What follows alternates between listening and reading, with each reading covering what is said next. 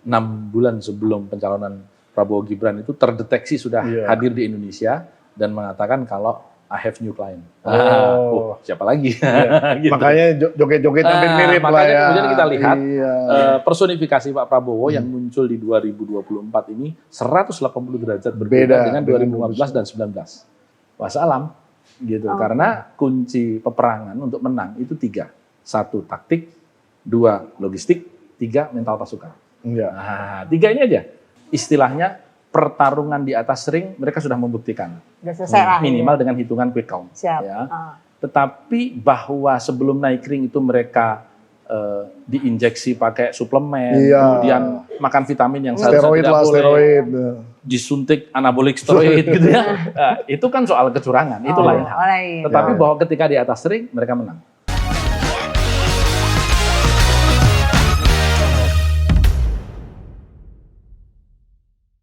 Assalamualaikum, halo Sobat Forum, bertemu lagi di PHD 4K.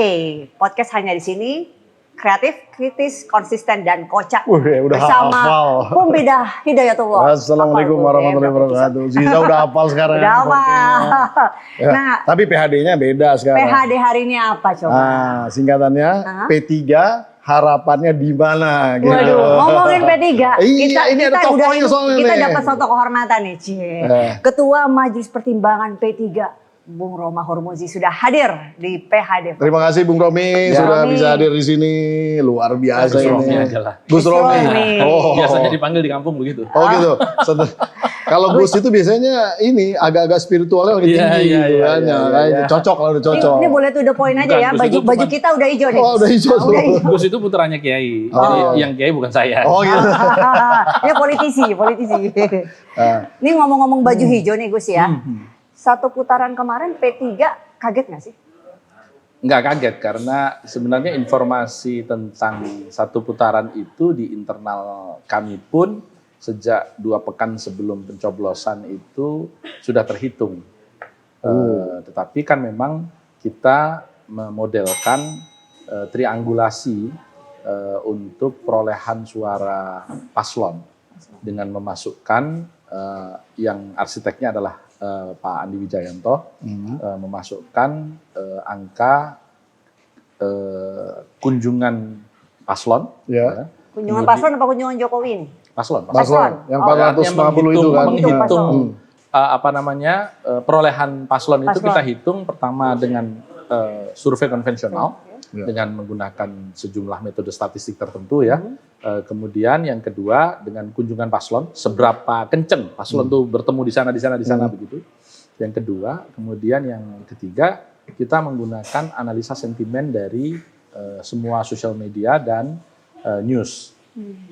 Dari situ kemudian kita simulasikan, perkiraan akan dapat sekian Mas Ganjar, perkiraan Pak Prabowo akan dapat sekian, dan rentang gitu. Nah, tapi kalau dari analisa statistika konvensional, memang sejak 2 minggu sebelum hari H, kita sudah mendapati angka di atas 50. Jadi ketika kemarin betul-betul 50, kita tidak kaget. Yang kedua, kan memang dari awal, strategi yang dilakukan oleh paslon 02 itu betul-betul kopas. Copycat dari strategi 2009 zaman Pak SBY. Pertama dilakukan propaganda dengan lembaga-lembaga survei yang memang berfungsi sebagai bukan hanya konsultan tapi juga propagandis. Memunculkan, mengglorifikasi angka-angka tertentu begitu, dan dilakukan dengan bombardemen yang secara masif sekali ya, melalui semua saluran. Dan hari ini media sosial sangat diminati terutama TikTok oleh Gen Z. Kemudian diikuti dengan munculnya influencer-influencer. Dan kalau kita lihat yang dibayar mahal hari ini influencer mulai dari influencer entertainment sampai dengan influencer motivator, sampai dengan pemberdayaan UKM, sampai dengan yang influencer tukang masak. Itu semua diberdayakan. Dibayar semua. Saya kaget-kaget. Saya kan ngikutin beberapa karena saya kan penggiat pemberdayaan UKM gitu ya. Saya ikutin dulu. ini biasa selama ini bicara cuma ekspor, Betul. bagaimana meningkatkan QC dan lain sebagainya. Tiba-tiba saya selalu ternyuh setiap melihat pidato model Pak Prabowo seperti ini. Waduh, gitu. Kaget-kaget kita. Loh, kok bisa masuk ke Artis sini? sinetron juga tuh ada yang Wah, begitu udah nggak tiba-tiba. kurang-kurang. Wah, Pak Prabowo Coba ini nggak pernah bayangin. ngambil gajinya segala Wah, gitu loh. Misalnya Raffi Ahmad sama Nagita. Waduh, itu dengan puluhan juta follower begitu, berapa itu bayarnya? Ujuk-ujuk gitu ya. Berarti Ya, kalau artinya dari memang dari sisi strategi kampanye menggunakan local influencer sampai yang influencer yang followernya mungkin di bawah 500.000 itu aja diambil yang di daerah-daerah itu. Tapi Jadi mungkin memang memang dahsyat. masyarakat Indonesia lebih tertarik seperti itu kali ya. Bukan soal masyarakat Indonesia, sebenarnya kecenderungan seluruh dunia hari ini memang sedang bergeser ke sosial media, terutama media. TikTok. Oke. Dan memang saya mendengar sejak 6 bulan sebelum pencalonan paslon Prabowo Gibran ini, ada konsultan dari Romania yang juga konsultan yang dipakai oleh Bongbong Marcos. Oh iya, Filipina ya. Dia orang yang cukup ahli dalam membaca dan memanfaatkan algoritma TikTok. Ini yang 6 bulan sebelum pencalonan Prabowo Gibran itu terdeteksi sudah hadir di Indonesia dan mengatakan kalau I have new client.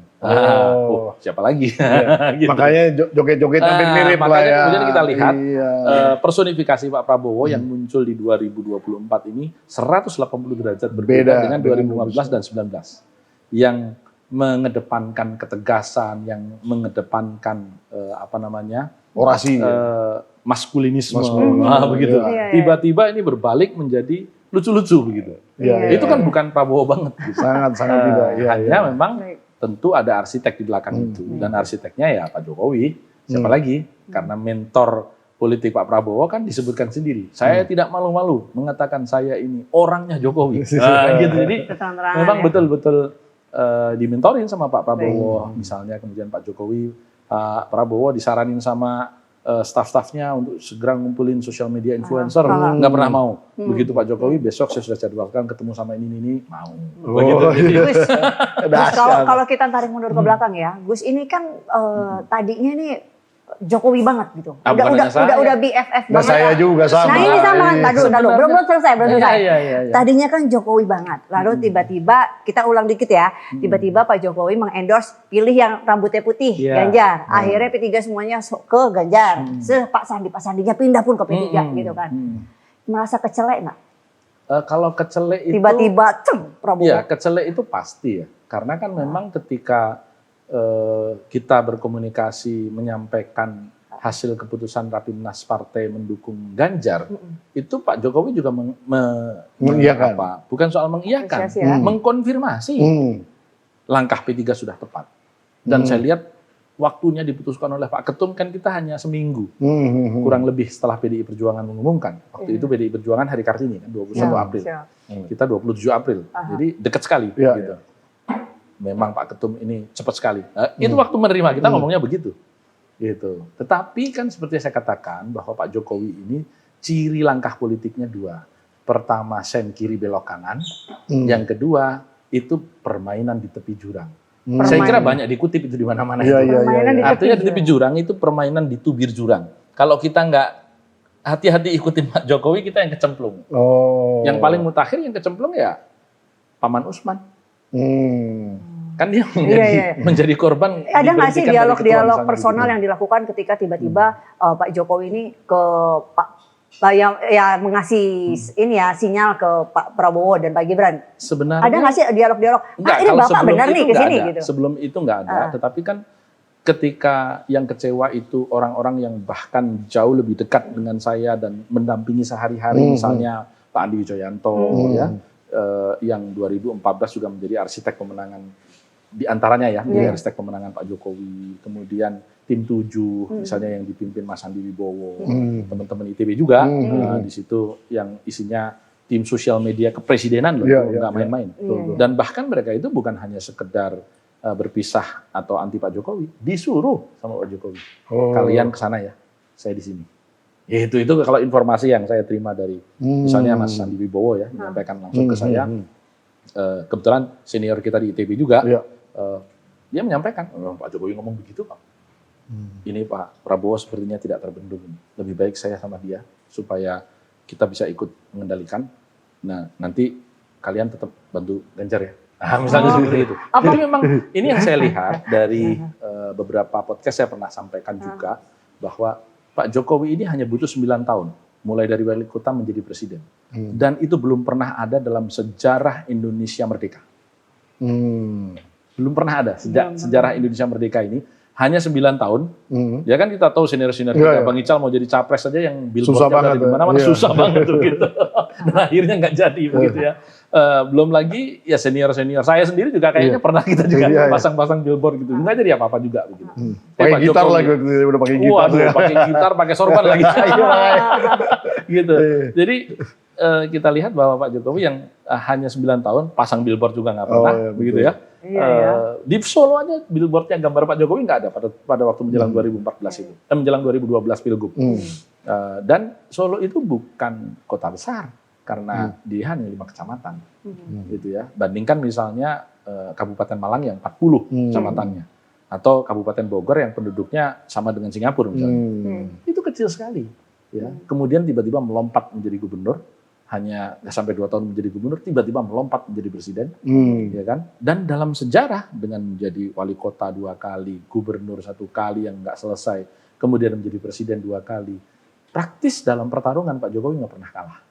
Nah, orang kalau nggak pernah kalah dalam hidupnya, dia akan melakukan challenge kepada dirinya. Kalau kita bicara piramida Maslow dia sudah self esteem.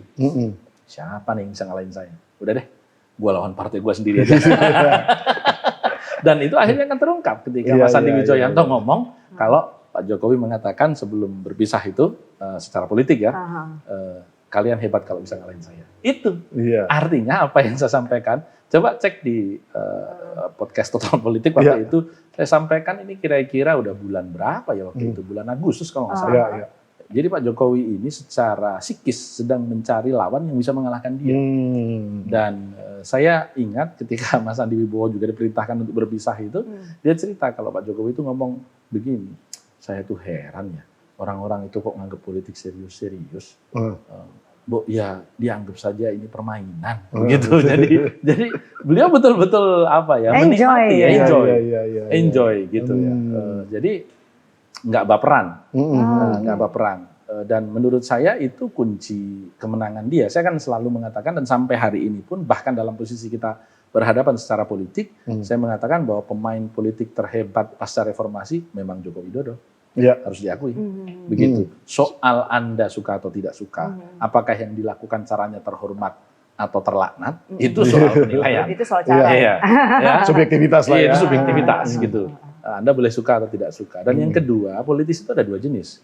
Politisi yang orientasi pertarungannya itu benar dan salah, artinya membela kebenaran atau membela yang salah. Gitu atau menang atau kalah. Atau menang dan kalah. Pak Jokowi menang dan kalah. Maka saya selalu katakan, Pak Jokowi ini ideologi politiknya sebenarnya sederhana dalam pertarungan. Apa itu? Lebih baik menang bermasalah daripada kalah terhormat. Kalau menang, meskipun bermasalah, kan berkuasa. Bisa diselesaikan masalahnya. Tapi kalau lu kalah meskipun terhormat, ya lu kalah aja. Gitu. Dan sejarah dituliskan oleh para pemenang, bukan oleh para orang yang kalah. Kalau kita menjadi pemenang, maka sejarah bisa kita tuliskan dengan tinta apapun. Kalau PKI tahun 65 itu menang, maka yang terjadi nanti sejarahnya akan berubah. Bahwa perjuangan rakyat telah menuliskan keberhasilannya dengan begitu. Tapi karena dia kalah, pemberontakan gitu, SPKI. Ini soal itu saja sebenarnya menang dan kalah. Dan hari ini dengan pertarungan yang sudah bisa dikatakan ya hampir selesai lah dengan adanya quick count kemarin ya. Kita melihat memang kehebatan seorang Joko Widodo memang sekali lagi belum terkalahkan. Berarti ini selebrasi dengan baju biru muda ya hari ini. Kebetulan ya, aja. Saya bisa katakan. Apa masuk kabinet nih jangan-jangan nih. Masih terlalu pagi lah kalau misalnya masuk kabinet. Bagaimana kita mau masuk kabinet? Kita mau masuk parliamentary threshold aja masih susah. Oh ya, itu harus dibahas itu. Gue mau masuk ke situ tuh. Itu harus dibahas. P3 gimana ini? Ini kan partai santri nih bos, tradisional nih. Tinggal satu-satunya nih. Kita berharap bisa lolos lah. Ada effort apa nih? Doa seperti Bang Pompi, seperti Mbak Aziza. Saya terima banyak doa nih. Jadi saya berharap dengan banyak doa itu angka-angka kemudian real count-nya itu bertambah. Masuk. Begitu. Tapi kalau kita bicara quick count hari ini ada satu lembaga survei yang meletakkan kita di 4,04% dengan 93% data masuk, tapi ada juga dari lembaga survei yang meletakkan kita dengan 98% data masuk di angka 3,6%.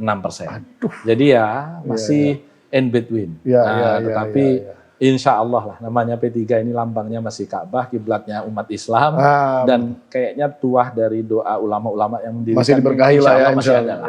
Insya Allah. Tinggal doa saja. Kalau melihat karakter Pak Jokowi ini, mungkin Gus Romi kan lebih tahu ya. Kan dulu Gus Romi maksudnya udah BFF-an banget, udah nurut lah, disuruh ke sana ke sini kayak Pak Hadi Wijayanto atau Bung siapa tadi yang kamu di sana, saya di sini, Pak Prabowo mesti dikendalikan gitu kan. Kira-kira Pak Jokowi ingat gak sih dengan perintah dulu yang diikuti sama orang-orang yang mengikuti beliau ini? Oh, kalau soal ingat. Ingat ya. Tetapi kan masalahnya Pak Jokowi itu seorang pemain politik yang multiple goal, multiple scenario. Biasanya kita itu single goal, single scenario. Itu yang politisi paling rendah lah kualitas pemainannya. Atau single goal, multiple scenario. Gitu. Tujuannya satu, tapi caranya kita coba. Oh, A nggak bisa, pakai cara B. B nggak bisa pakai cara C. Yang satu ini tujuannya apa? Ini kalau Pak Jokowi, tujuannya tuh bukan hanya satu. Kembali lagi ke bisnis ya, pengusaha ya, pengusaha.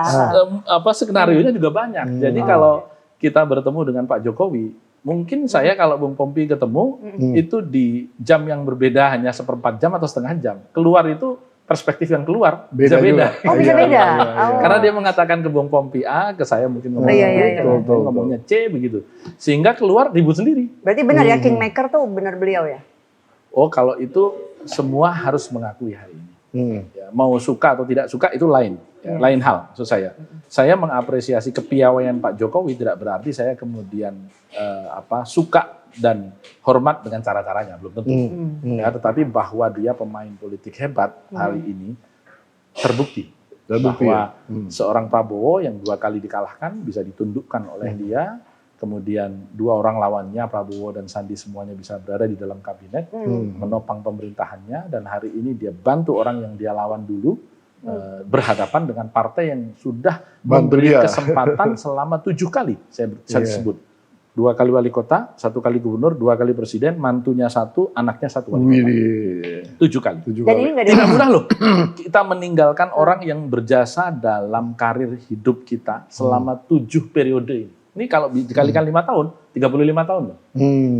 Jadi itu bukan hal yang mudah. Coba Mbak Azizah kemudian bersama dengan orang yang membantu hidup matinya selama 35 tahun, tiba-tiba melawan orang itu. Itu bukan perkara mudah. Maksudnya secara hati tidak semua orang ada tautan tega melakukan itu. Ada hubungan yang kuat gitu kan. Kan susah sekali. Ya. Nah, ini jangan-jangan itu jawabannya di besarnya suara Jokowi.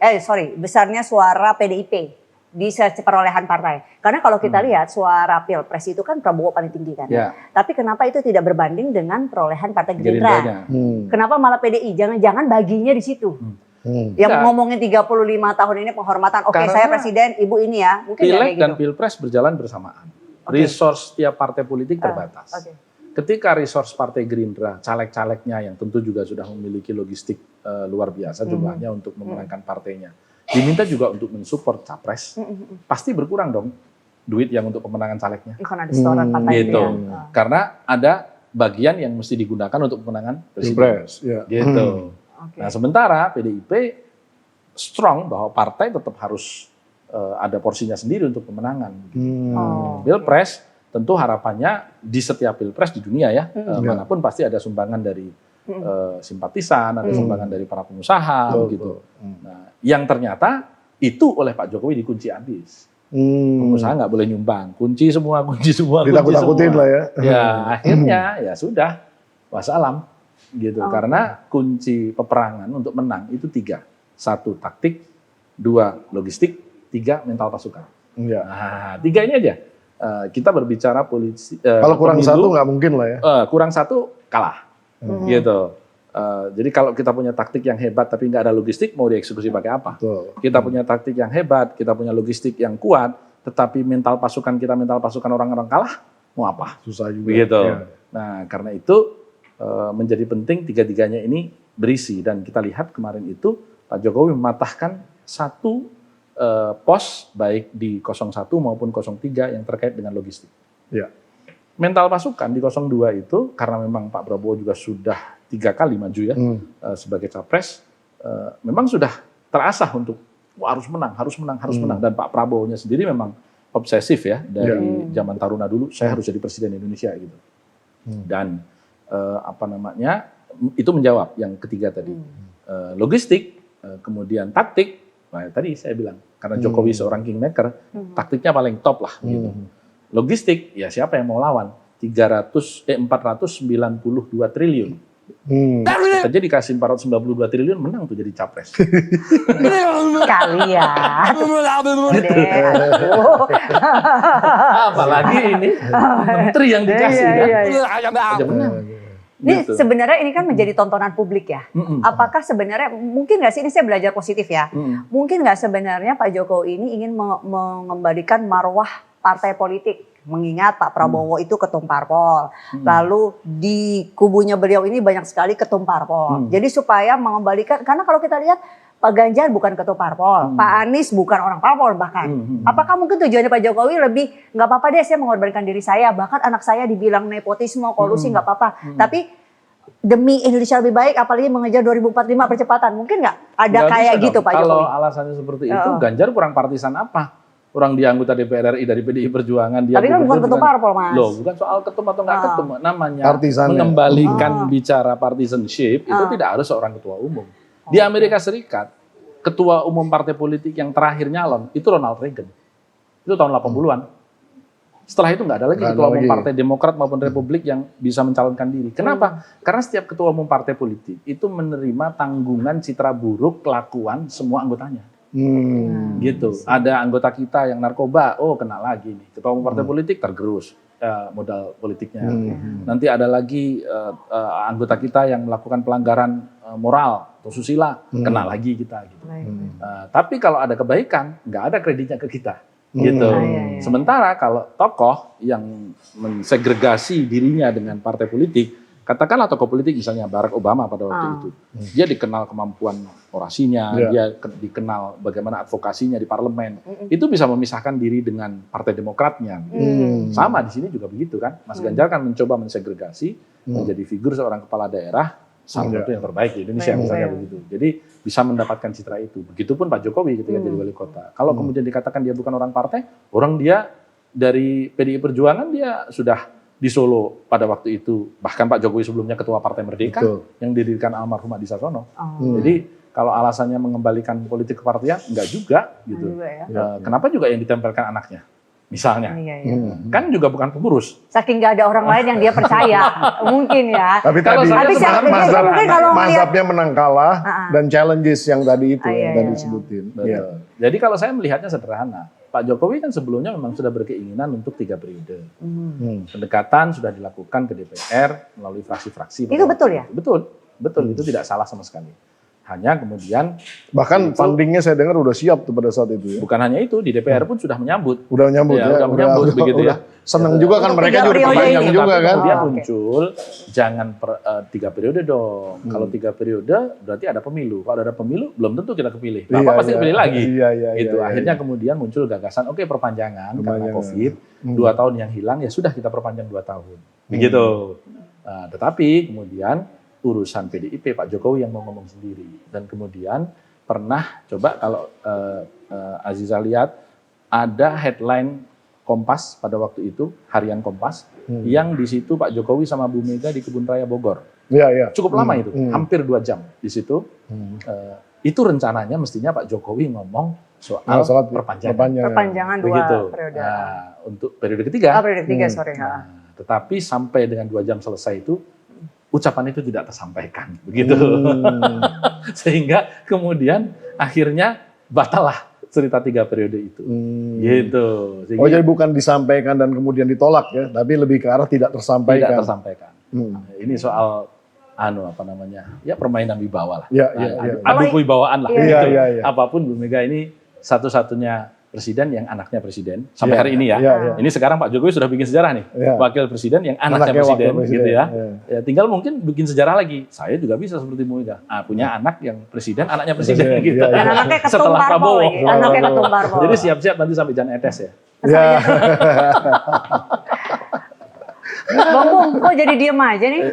Kagum. Apa karena satu Ini satu teman lama, teman lama. 03. Jadi dengan Bung Romi ini teman lama, Gus Romi ini teman lama, dan kemudian kita ngobrolnya gini-gini terus. Jadi udah biasa dengerin. Jadi kalau kita nyeletuk lagi aneh. Ziza aja gali lagi. Malah saya jadi gali Bang Pum sama Bang Gus Romi nih. Iya. Iya, jadi Nah, kalau ke depan ini, apalagi kan kita mau ada agenda soal IKN, Ya. lalu nanti ada kabinet, berjalannya jangan lupa makan siang gratis. makan Nah, siang jangan gratis. gratis. Nah itu harus ditagih tuh. Lu udah harus siap ditagih. catering ke Bulik katanya.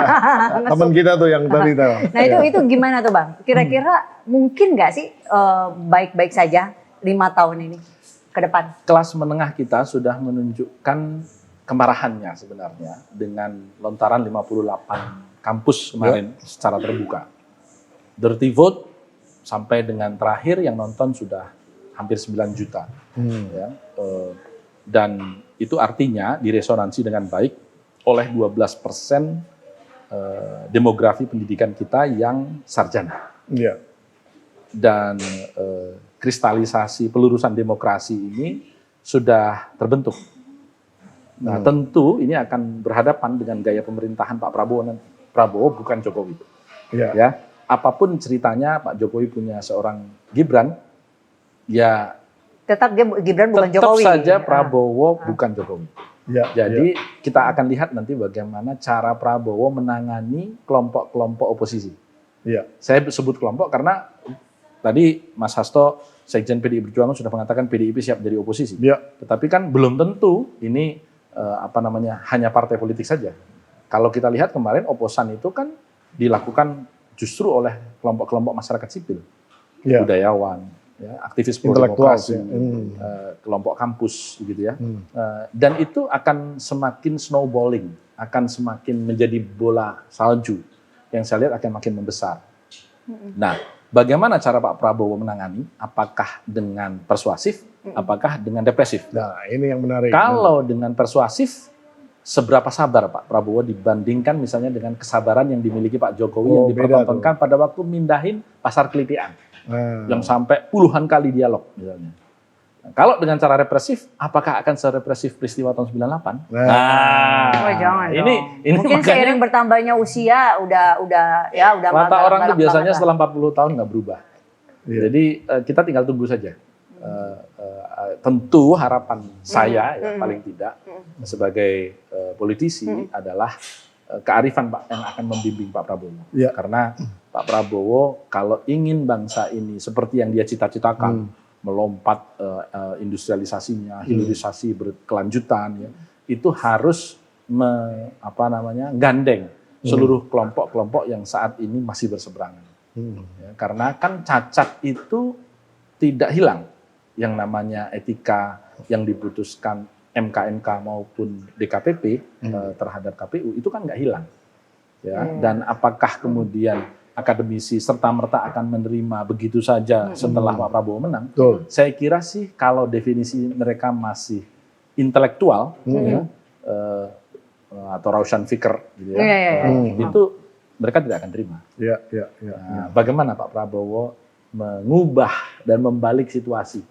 Nah, seninya di situ sebagai pemimpin nanti. Tapi background Pak Prabowo itu jago strategi dalam perang nggak sih dulu waktu 98, sebelum 98, konflik, pemetaan konflik yang kayak gitu-gitu beliau cenderung lebih Saya tidak represif tahu atau sejarah militer Pak Prabowo, tetapi kan setahu saya bukan memiliki latar belakang intelijen. Kalau Dia latar orang lapangan belakangnya memang. intelijen Iya. itu kan lebih mudah melipat-lipat diri Iya. begitu ya, lebih fleksibel begitu. Kalau beliau tuh orang yang straightforward, Iya. jadi Dia orang langsung lapangan yang commanding sih sebenarnya. Jadi ketika pembebasan misalnya tahanan di Mapenduma dan lain itu dia memang real, tapi dia pintar memberdayakan resources. Nah mudah-mudahan ini bisa menjadi satu cerita yang bagus ke depan. Tapi kan persoalannya tadi catatan-catatan etika dan lain-lain ini hal-hal yang sangat sensitif ini. Oh ya, dan sebenarnya. saya juga ingin menyampaikan juga melalui saluran ini saya ucapkan selamat kepada Pak Prabowo dan Gibran sudah memenangkan quick count. Apakah itu akan menang di real count? Kita tunggu nanti. Kita tunggu. Tapi P3 kalau diajak bergabung untuk Saya menunggu sikap resmi partai karena tentu saya tidak bisa bersikap sendirian karena ini adalah keputusan institusional dan partai belum mengambil sikap. Belum ya. Ketua umum saat ini juga ketika kita sedang berpodcast ini sedang Pada rapat rapat, ya. bersama dengan para ketua Bung umum. Sandi tapi udah sinyalnya karena siap berkoalisi itu. Ya bisa saja karena berkoalisi atau oposisi itu pilihan saja. Pilihan aja. Karena Berarti- semuanya itu sah dan bagus untuk demokrasi. berarti 03 koalisinya tetap ada atau mencair lagi nanti, cair lagi semuanya ketika penyusunan kabinet. Bu Mega kan tidak pernah menggunakan kata koalisi, kerjasama politik, karena beliau selalu mengatakan tidak ada istilah koalisi dalam demokrasi Pancasila itu. Begitu. Jadi sebenarnya lebih cair. Lebih cair, Jadi ya. semua kembali kepada masing-masing partai politik. Iya, iya. Dan kami belum memutuskan. Kenapa? Buru-buru kita bicara koalisi atau oposisi. Partai kita aja. masih bicara Nah, posisi, bukan koalisi atau posisi. oposisi. Ya. Kita bicara posisi tanpa opo. Jadi kalau tadi perlunya berapa tadi, Gus?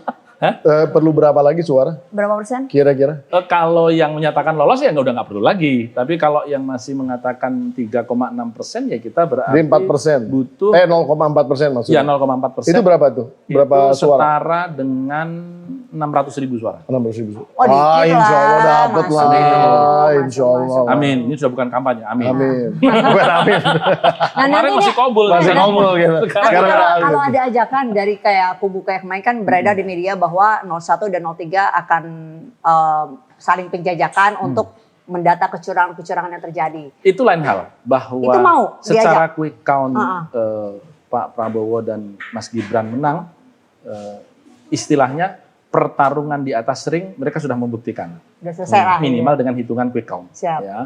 Tetapi bahwa sebelum naik ring itu mereka diinjeksi pakai suplemen, Iya. kemudian makan vitamin yang seharusnya Steroid tidak lah, boleh, steroid. disuntik anabolik steroid gitu ya. Nah, itu kan soal kecurangan, itu lain hal. Lain. Tetapi bahwa ketika di atas ring mereka menang. Ya. Berarti Tetapi P3 bahwa itu secara di dalam, disuntik pakai bansos, Iya, iya. disuntik pakai rapelan pegawai negeri yang biasanya cairnya April jadi Iya. tanggal 13 Februari sehari sebelum pemilu, disuntik Bawaslu dengan yang aparat dinaikin gitu, begitu iya. ya, kemudian kepala-kepala desa pada dipanggilin, diintimidasi dengan ancaman-ancaman pidana terhadap alokasi dana desa. Widih. Nah, itu tadi itu yang lain hal Catatan. dan ini akan saya kira tetap berjalan pemrosesannya untuk menjadi pelajaran demokrasi.